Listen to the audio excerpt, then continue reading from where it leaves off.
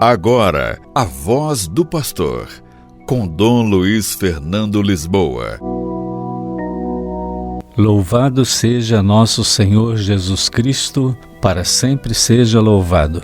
Queridos irmãos e irmãs, hoje, dia 3 de novembro, nós celebramos ontem o dia de todos os fiéis defuntos, de todos os mortos. Tivemos a oportunidade de rezar por todos eles, pelos nossos familiares, amigos que já partiram, pessoas conhecidas, mas também por todas as pessoas, pedindo a Deus que tenha misericórdia de todos e que, no seu imenso amor, possa acolher a cada um dos nossos irmãos e irmãs no seu reino.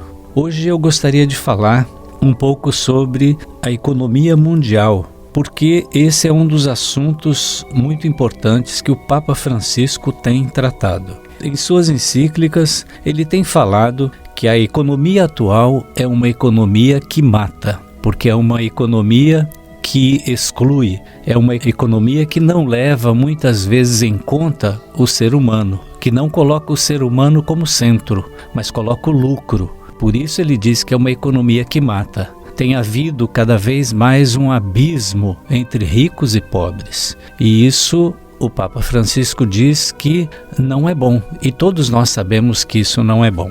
Há cerca de 12 dias atrás, o Papa Francisco recebeu no Vaticano cerca de 800 gestores e empresários de 40 países, inclusive cerca de 20 empresários aqui do Brasil, que participaram do 27º Congresso Mundial da UNIAPAC, a União Cristã Internacional de Executivos, uma organização ecumênica sem fins lucrativos com sede em Paris. Esse evento durou 3 dias e o ponto alto foi justamente o encontro com o Papa Francisco, que procurou reforçar o compromisso da nobre vocação da classe dos empresários através do tema que orienta o evento, ou seja, a coragem de mudar, de modo a viver de maneira diferente dentro das empresas, as relações entre dirigentes e dependentes,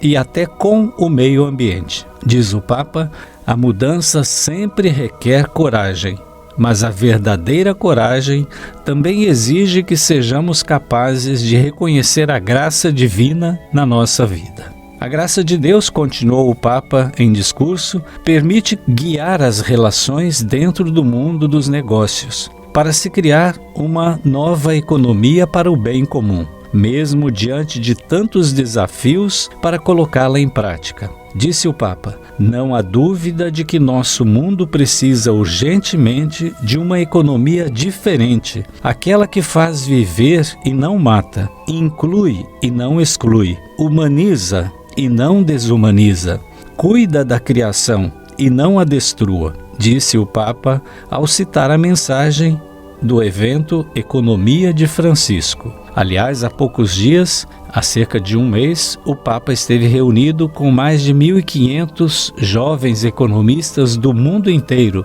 Também havia uma delegação muito grande e bonita aqui do Brasil, para justamente conversar sobre a economia de Clara e Francisco. Portanto, disse o Papa, qualquer nova economia para o bem comum deve ser inclusiva. Muitas vezes, o slogan "Não deixe ninguém para trás" é proferido sem qualquer intenção de oferecer o sacrifício e o esforço para realmente transformar essas palavras em realidade. No cumprimento da profissão, vocês, líderes de empresas e empresários, são chamados a agir como fermento para garantir que o desenvolvimento chegue a todas as pessoas, mas especialmente as mais marginalizadas, mais necessitadas, de modo que a economia possa sempre contribuir para o crescimento humano integral. Francisco, assim, elencou os trabalhadores à margem do mercado de trabalho, aos quais os empresários são chamados a priorizar com a criação de emprego. Os pouco qualificados, diaristas, do setor informal, trabalhadores migrantes e refugiados, aqueles que realizam o que é comumente chamado de trabalho de 3 dimensões, perigoso, sujo e degradante. pobres e marginalizados. Na verdade, a porta de entrada para a dignidade de um homem é o trabalho. Não basta levar o pão para casa, é necessário ganhar o pão que eu levo para casa. A Uniapac, ela representa 45 mil executivos da Europa, América Latina, América do Norte, África e Ásia. Procura promover a visão dessa economia a serviço da pessoa e do bem comum. Mas o Papa vai além e pede que também seja integrada a uma economia de cuidado, inclusive do meio ambiente, sem destruir a criação. Esse é um dos pontos principais do pacto assinado no fim de setembro, em Assis, por cerca de 1.000 jovens economistas e empreendedores para melhorar o sistema econômico global que Francisco compartilhou já com todos nós, para uma nova economia do bem comum. Eles propuseram uma economia do Evangelho, que, entre outras coisas, inclui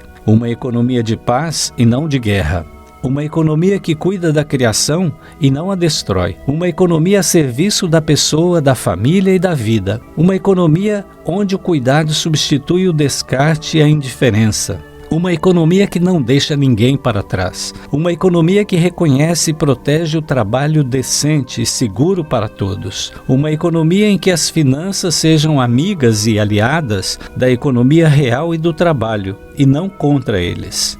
Por fim, disse o Papa, gostaria de encorajá-los, líderes de empresas e empresários maduros e bem-sucedidos, a considerar uma nova aliança com os jovens que criaram e se comprometeram com este pacto. É verdade que os jovens sempre trazem problemas, mas têm o talento de mostrar o verdadeiro caminho. Para caminhar com eles, ensiná-los a aprender e aprender com eles, ensiná-los também. E juntos dar forma a uma nova economia para o bem comum. E o Papa, por fim, agradeceu, disse muito obrigado por estarem ali com ele. E eu gostaria de encerrar essa mensagem dizendo que nós, aqui na nossa região sul, temos muitos bons empresários que se preocupam com seus funcionários, é claro, que dão emprego, mas que tratam com dignidade os seus funcionários. Temos empresários que têm a preocupação, que cuidam do bem comum, mas com certeza temos outros que ainda precisam dar passos. E essa reflexão do Papa com certeza tem ajudado a muitos empresários e vai ajudar ainda muito a outros. Eu termino com uma história interessante. Quando voltava agora da visita ad limina de Roma, o nosso voo passava por Portugal. E em Portugal entrou um grupo grande, assim, barulhento, no sentido de que um grupo assim que tinha amizade, estavam juntos, etc. E sentou ao meu lado uma senhora que faz limpeza na sua empresa. E ela começou a me contar que ela fazia parte daquele grupo, de vez em quando ela cumprimentava, dava um recado para um que estava atrás, para outro que estava na frente. E ela foi me contando que era um grupo de 40 pessoas, de uma mesma empresa aqui do Espírito Santo, e que estava junto com eles o empresário, o dono da empresa. Esse empresário costumava levar os seus funcionários, ele tem mais de 1.500 funcionários, todos os anos para uma viagem internacional. Eles foram visitar alguns santuários, um empresário católico. E eu perguntava a ela, mas a passagem, tudo por conta do empresário. Ele faz isso para nós, os trabalhadores gostam muito de trabalhar naquela empresa e todos se esforçam porque ele é um empresário que reconhece, que valoriza o trabalhador. Essa senhora, inclusive, ela não trabalha na empresa mais, trabalhou alguns anos e o esposo dela trabalhava, mas morreu há 2 anos. Então, como o esposo estava nessa lista, então a empresa chamou a essa viúva para participar dessa visita a santuários marianos e tal. E ela estava voltando feliz, dizendo que ela, do bolso dela, não gastou nada. Então, apenas um exemplo. Isso é possível. Uma relação mais humanizada, uma relação de parceria. Então, rezemos por aqueles que dão trabalho, que oferecem trabalho para os outros. E rezemos para que as relações de trabalho sejam cada vez mais humanizadas e que haja uma relação melhor, um ambiente melhor no mundo do trabalho, entre aqueles que empregam e aqueles que são empregados. Então rezemos por todos os empresários, por todos os trabalhadores e trabalhadoras, para que o mundo do trabalho seja um mundo mais humanizado. O Senhor esteja convosco, Ele está no meio de nós. Abençoe-vos o Deus Todo-Poderoso, o Pai e o Filho e o Espírito Santo. Amém. A Voz do Pastor, com Dom Luiz Fernando Lisboa.